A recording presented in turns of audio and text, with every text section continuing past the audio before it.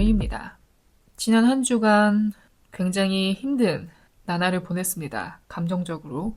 기분이 굉장히 다운되어 있었는데 그게 한 3일 정도 지속되다가 한 4일 차부터 조금씩 회복이 되더라고요. 서서히. 그렇다고 뭐 최악의 한 주라고까지는 할 수 없는데 왜냐면 또 이것보다 더 힘든 일이 이 세상에 너무 많으니까. 그리고 또 제가 여태까지 뭐 겪어왔던 힘든 순간, 감정적으로 힘든 순간에 비하면 이건 어쩌면 아무것도 아닐 수도 있어요. 하지만 그 일을 겪는 그 순간에는 그 문제가 굉장히 커 보이죠. 머릿속에 그게 차지하는 부분이 많아요. 거의 한 뭐 98%? 그 하나의 열매였으면 그것만 생각이 나잖아요. 그러다가 이제 시간이 지날수록 줄어들죠. 제가 한 주가 이런저런 생각을 많이 거치면서 제 자신의 성격에 대한 부분을 좀 많이 돌아보게 됐어요. 사람이 자기 자신의 성격을 이렇게 막 깊게 고찰하고 그럴 만한 기회가 없잖아요. 보통 자기 성격에 대해서 이렇게 깊게 생각 안 하죠. 우리가 관찰하는 다른 사람, 타인의 성격을 이렇게 저렇게 판단하는 경우는 있어도 우리가 우리 자신을 그렇게 뭐 매일같이 깊게 살펴보진 않죠. 저도 그랬습니다. 그냥 이렇게 갖춰진 성향대로 살아온 건데 또 이렇게 한번 곱씹다 보니까 계속 이게 파고들게 되더라고요. 나는 어떤 성향을 가진 사람인지. 그래서 한 주간 그 과정에서 모아진 여러 가지 생각들을 여러분께 전달해드리고 싶어요. 나는 정말 예민한 편일까? 이 질문을 한 주 동안 제 자신에게 많이 되물었었거든요. 그럼 막론하고 오늘 에피소드 바로 시작할게요. 전 제 자신이 줄곧 단순한 사람이라고 여기고 살아왔어요. 한 2년, 1년 반 전까지만 해도 전 원체 생각이 많습니다. 생각을 많이 해요. 제가 말수가 평소에 굉장히 적은 편인데 그 이유 중 대부분이 혼자 그냥 생각으로 처리하거든요. 굳이 말로 꺼내지 않고. 그냥 머릿속에서 생각하면서 이런저런 정보를 처리하고 판단하고 분석하고 그래요. 그러니까 말과 생각, 이게 양쪽 저울에 매달려 있다 하면 확연히 이 생각 쪽에 기울어져 있죠. 생각이 많을수록 오히려 단순하다는 말 혹시 들어보신 적 있으신가요? 이 말의 뉘앙스를 해석해보면 생각이 많아 보이지만 결국 늘 같은 결론에 머무른다. 혹은 되게 뭔가 복잡하게 고민한 척 하는데 실제 행동이나 판단은 단순하다. 혹은 생각만 많고 실천은 단순하거나 일관성이 없다. 정도로 해석할 수 있을 것 같아요. 저는 이 중에서 대부분 첫 번째에 머무르는 편이었습니다. 이리저리 생각은 많이 해도 결국 내리는 답은 같아요. 실제 판단은 단순한 경우가 많았죠. 그리고 또 누구나 그렇듯이 어렸을 때는 좀 삶의 무게를 덜 느끼잖아요. 무슨 일이 생겨도 이렇게 혼자 머리 싸매고 끙끙 앓고 고민하기보다는 그냥 나가 놀죠. 저도 그게 뭔가 자꾸 곱씹게 되면은 그냥 이걸 좀 잊기 위해 멈춤 버튼을 누르고 다음에 생각하려고, 다음에 이제 핸들 하려고 잠시 동안이나 이제 좀 친구와 나가 놀면서 혹은 대화하면서 집중력을 분산시켰죠. 그리고 또 대개 문제를 문제라고 인식하기보다는 별거 아닐 거야. 별거 아닌데 뭐. 혹은 나중에 고민해도 돼. 라고 치부하고 그냥 현실에 집중했죠. 그래서 저는 나도 생각보다 단순한 사람이네. 라고 여기고 살아왔어요. 근데 근래 들어서는 이제는 그렇게 대충 치부하고 넘어갈 수 없는 것들이 많아진 느낌입니다. 뭐 나이에서 오는 변화일 수도 있고요. 이제는 그 삶에서 오는 이런저런 문제들을 단순히 그냥 별거 아닌 걸로 생각하고 넘어갈 수가 없더라고요. 그러니까 어떤 방식으로든 고민하고 해결하려고 노력해야 되는 일들이 조금씩 많아지는 기분입니다. 여러분은 예민하다라는 표현을 떠올리면 어떤 의미가 가장 먼저 생각나시나요? 저는 어렸을 때는 예민하다라는 말을 굉장히 부정적으로 인식했어요. 누가 나한테 예민하다고 하면 굉장히 안 좋은 말이구나. 굉장히 나쁜 거구나. 라고 느꼈죠. 왜냐면 뭔가 예민하다 하면 신경질적일 것만 같은 느낌? 저 사람은 예민해. 이러면 저 사람은 신경질적이구나. 무슨 공식처럼 예민은 신경질적. 이렇게만 의미를 연관지어 왔어요. 시간이 지나서 나중에 깨달아 보니까 여러 가지 의미가 담겨져 있더라고요. 일단 뭐 감각적으로 예민하다고 하죠. 뭐 빛이나 소리, 냄새 등 그런 요소들에 민감하게 반응할 때도 예민하다고 하고요. 감정적으로 예민하다고도 하죠. 감정이 굉장히 섬세하고 변화에 민감한 거예요. 꼭 부정적인 뜻만이 아니라 감수성이 풍부하다는 의미가 될 수도 있죠. 그 다음은 방금 언급했다시피 신경이 곤두서 있는 상태, 스트레스를 받거나 짜증, 불안이 쉽게 올라오는 그런 시기, 그럴 때 우리가 아, 나 요즘 예민해 이러죠. 그 밖에 주위의 변화나 분위기에 빠르게 반응하는 성향, 그러니까 남들보다 좀 예민한 거예요. 둔하지가 않고 그런 감각들이. 그래서 상황에 굉장히 민감하고 또 그런 상황에 또 민첩하게 반응하고 그런 분위기나 흐름 같은 걸 빨리빨리 이렇게 잘 읽는 사람, 또 그런 사람을 예민하다고 할 수 있죠. 굉장히 여러 의미가 담겨 있습니다. 꼭 부정적인 뜻만은 아니에요. 때로는 그렇게 될 수도 있는데 생각보다 광범위하다는 거. 저는 성격뿐 아니라 몸도 예민한 편이라는 걸 작년 말부터 느끼기 시작했어요.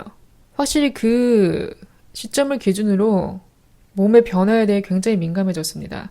돌이켜보면 저는 그 살짝 마이너한 건강 염려증이 좀 잔잔하게 깔려 있었어요. 예전부터. 저는 항상 좀 몸을 사리는 편이었고 언제든 그 위험한 뭐 액티비티, 과격한 운동, 뭐 인텐스한 체력을 요구하는 그런 일들은 안 하려고 했고 최대한 좀 안전하게 또 다르게 표현하면 그냥 나대지 말고 나에게 불안을 줄 만한 그런 뭐 활동이나 그런 거는 최대한 안 하는 게 내 웰빙을 위한 거다 라고 생각을 하고 살아왔어요. 딱히 뭐 살면서 아팠던 적도 없고 줄곧 잘 먹고 잘 성장해오고 겉으로는 별다른 이상이 없었어도 또래 애들에 비해 좀 건강에 신경 쓰려 노력을 했죠. 그 외에 이제 평소 먹는 식단이나 그런 것들도 최대한 집밥을 먹으려 하고 배달 군것질 잘 안 하고 또 간간히 헬스나 홈트도 병행하면서 나름 신경을 써왔어요. 그러다가 이제 건강검진 이후로 제가 그냥 자체적으로 진단을 내려버렸어요. 건강 염려증이 확실하다. 그 이후로는 이제 모든 게 신경 쓰이더라고요. 식재료를 살 때도 영양 성분을 GPT한테 꼭 물어보고 사요. 단백질 얼마나 들어있는지, 나트륨은 몇인지. 가끔 식단표도 짜달라 하거든요. 그래서 이번 주는 좀 이렇게 먹어야겠다. 테마를 정해놓고. 그렇게 이제 일주일 건강히 먹었으면 그 다음 주는 하루 정도는 뭐 내가 먹고 싶은 거 먹게 해주고. 예외적으로 이제 군것질 땡기는 날이 있잖아요. 그래서 스낵 코너를 둘러볼 때도 고민을 많이 해요. 이 과자에 나트륨은 얼마인지, 칼로리는 얼마인지, 너무 달진 않은지. 제가 또 칩 그런 건 안 좋아하는데 파이를 좋아합니다. 그러니까 저는 확실히 그 입맛이 정해져 있어요. 과자나 뭐 디저트 중에서도 좀 파이 같은 거 좋아합니다. 칩 말고 뭐 몽쉘 같은 거. 저 그런 거 너무 좋아해요. 그리고 요즘 너무 맛있는 맛들이 많이 나와서 좀 새로운 맛? 피스타치오, 말차 등등 제 입맛을 겨냥한 맛들이 많이 나와서 하나씩 다 먹어보고 싶더라고요. 어쨌든 일상에서는 군것질 할 때도 좀 신경을 쓰려고 해요. 또 제가 몸에 아주 살짝만 이상한 반응이 있어도 바로 병원에 갑니다. 망설이지 않아요. 지체하지 않습니다. 뭐 예를 들어 아니 왜 평소 안 아프던 귀가 아프지? 그게 한 이틀 정도 지속된다. 그러면 이제 관련된 질병들을 하나씩 이렇게 유추하게 돼요. 중이염인가? 염증이야? 아니면 뭐 뇌혈관 문제야? 또 제 특징 아시죠? 최악의 시나리오까지 상상하는 성향. 그래서 병원 가기 전까지 마음의 준비를 하고 가요. 뭐 심각한 걸 수도 있으니까. 아니길 바라지만, 마음 한구석에서 아니길 바라지만 그럴 수도 있으니까 모든 변수를 이제 머릿속에 다 그리고 가는 거죠. 근데 막상 가는데 뭐 염증 아니에요. 그냥 귀 청소하면 돼요. 이러면 그때서야 안심하고 꼭 뭐 의사 선생님이 어떤 뭐 진단을 내리지 않아도 뭐 심각한 거 아니다 아직은 아직 그냥 관찰하자라고만 말해줘도 가끔 그게 또 불안할 때가 있어요. 그래서 그냥 자체적으로 내가 뭐 어떤 진단을 받지 않아도 진단을 받았다 생각하고 이제 몸을 관리하자. 이거 좀 오바 떠는 건데 그렇게 해야 마음이 편하더라고요. 근데 또 요즘 추세가 의사 선생님들도 거짓말 안 한다고 합니다. 심각하면 심각하다고 말해주시는 편이고 숨기지 않는다고 해요. 괜히 이렇게 충격받을까봐 환자 미화시키지 않는다고 해요. 그러니까 좀 마음이 놓이긴 하는데 이게 제가 좀 불안감이 있으니까 항상 과민하게 반응을 하죠. 이렇게 바로 병원 가고 그러는 게 뭐 누군가에게 좀 오바스럽게 들릴 수도 있고 누군가에게 너무 예민하게 반응하는 거 아니냐라고 생각할 수도 있는데 또 그렇지만도 않은 게 이상해서 병원 가서 검사 받잖아요. 꼭 뭔가 하나 나와요. 뭐 꼭 큰 게 아니라 뭔가 하나 안 좋은 점을 발견하게 돼요. 검사하면서. 근데 그게 검사를 안 했다면 평생 모르고 살아갔을 거 아니에요. 평생 모르고 이제 뭐 몸에 안 좋은 거 다 하고 신경 안 쓰고 살다가 나중에 발견하면 그것만큼 최악인 게 없거든요. 그러니까 이 직감이 마냥 틀리지만도 않다는 거죠. 그 느낌이 올 때가 있어요. 아, 병원 가야 된다. 이거 병원 한번 가봐야겠다. 이상하게 끌려요. 그럼 가는 게 맞습니다. 가서 아무 이상 없으면 안심하면 되는 거고, 하다가 어쩌다가 다른 곳에서 뭘 발견했다 그러면 일단 알게 됐으니까 신경 쓰면 되잖아요, 이제. 그러니까 앞으로 내가 어떻게 해야 되는지 방향이 잡히니까 굳이 병원을 막 싫어하고 안 가 이러기보다는 정기적으로 가서 검사 받는 게 더 낫다고 생각합니다. 그럼 이제 신체 얘기를 했으니까 다시 이 정신적인 부분으로 한번 돌아올게요. 내가 가장 예민하게 반응하는 순간, 저는 어떤 상황에서 예민하게 반응할까? 또 이 예민함이 도움이 될 때도 있습니다. 그런 경우들을 한번 말씀드릴까 해요.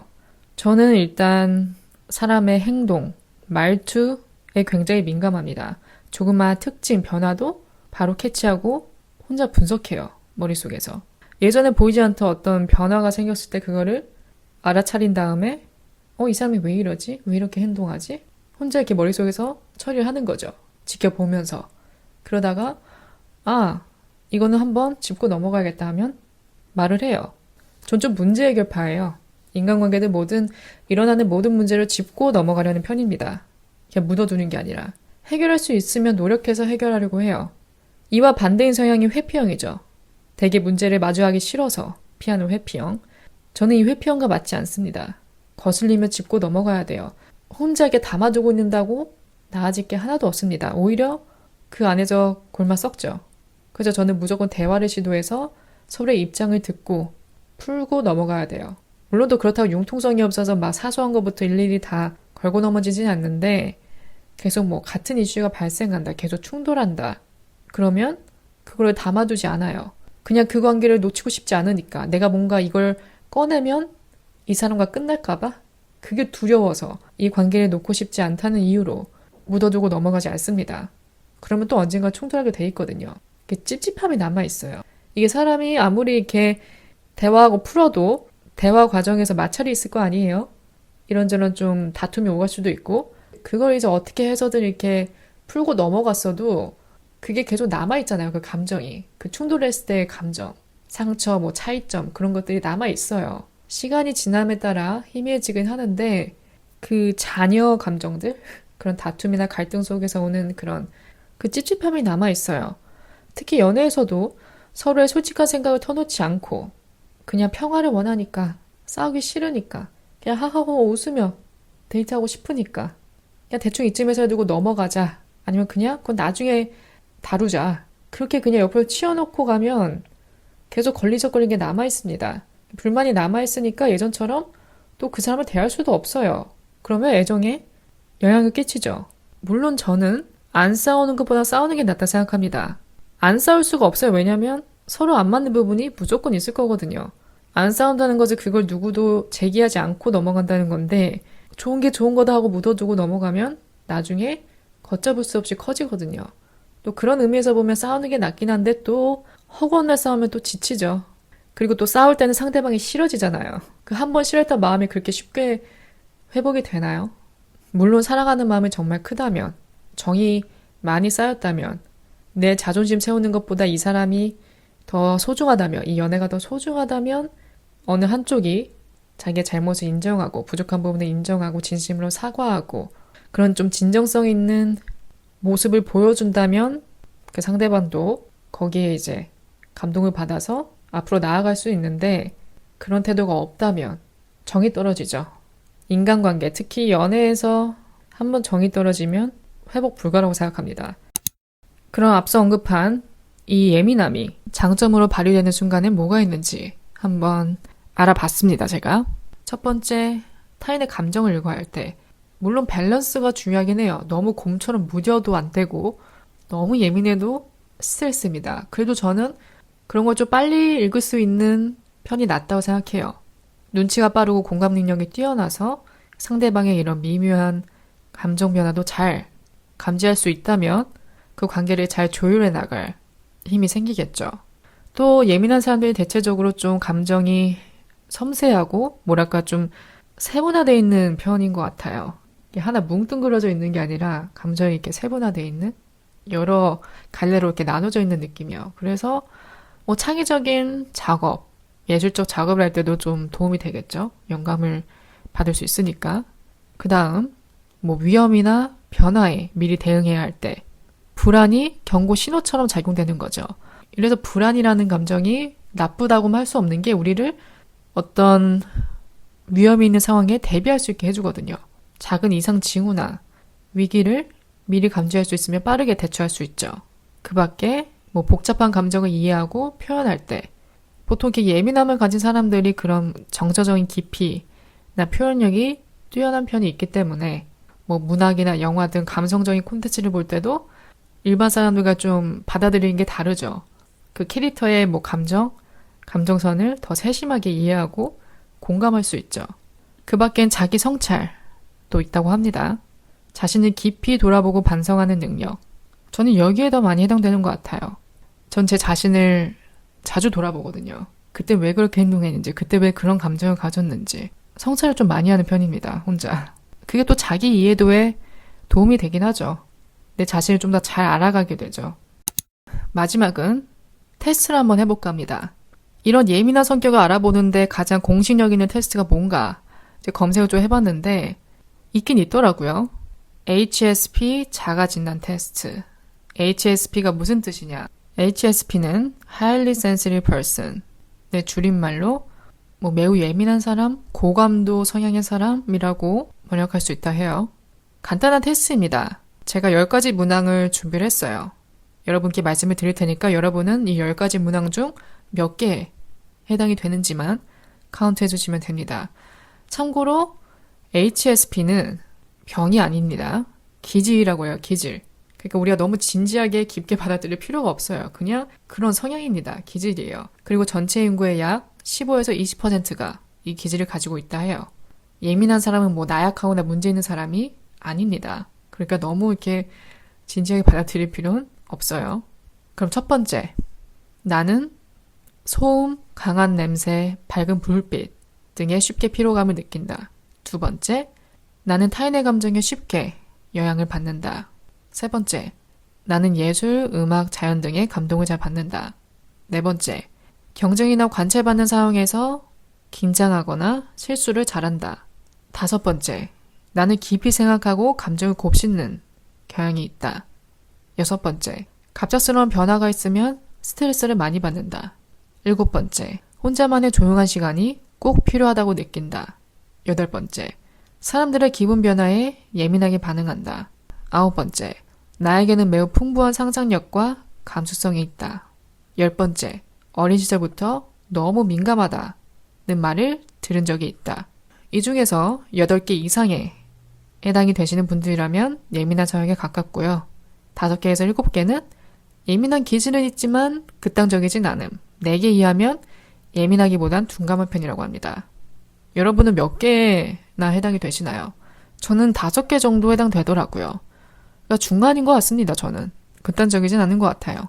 가장 저와 가까웠던 문항은 5번. 나는 깊이 생각하고 감정을 곱씹는 경향이 있다. 이건 완전 100%고요, 저는. 7번. 이거는 말이 뭐예요? 팟캐스트 제목부터가 혼자 있는 게 좋아인데. 재미삼아 해본 테스트니까 여러분들도 혹시 관심 있으시다면 궁금해하셔서 제대로 된 테스트를 받아보셔도 좋고요. 그냥 내가 어떤 성향인지만 아는 걸로 이렇게 좀 가볍게 캐주얼하게 생각하시면 좋을 것 같아요. 오늘은 전반적으로 저의 얘기를 많이 한 것 같습니다. 저의 성격, 성향을. 이거를 굳이 저는 고치려고 하기보다는 그냥 안고 살아가려고 해요. 그러니까 고칠 수 있는 게 아닙니다. 성향을 고치기가 쉽지 않아요, 사람은. 타고난 게 있잖아요, 누구나. 그래서 저는 이걸 고치고 싶다기보다는 그냥 내가 어떤 사람인지, 어떤 성향인지 좀 더 이해하고 싶어서, 깊게 이해하고 싶어서, 오늘 이런 에피소드를 만든 것도 있고, 또 많이 고찰을 하기도 했고요. 다만 언제나 그렇듯이 이제 좀 조절하는 게 좋죠. 너무 예민해도 안 되고, 사람이 또 너무 둔해도 안 되니까. 적정한 선에서 이제 끊어내는 게 좋죠. 종합을 해보니까 확실히 저는 단순한 사람은 아닌 것 같습니다. 그건 확실한 것 같아요.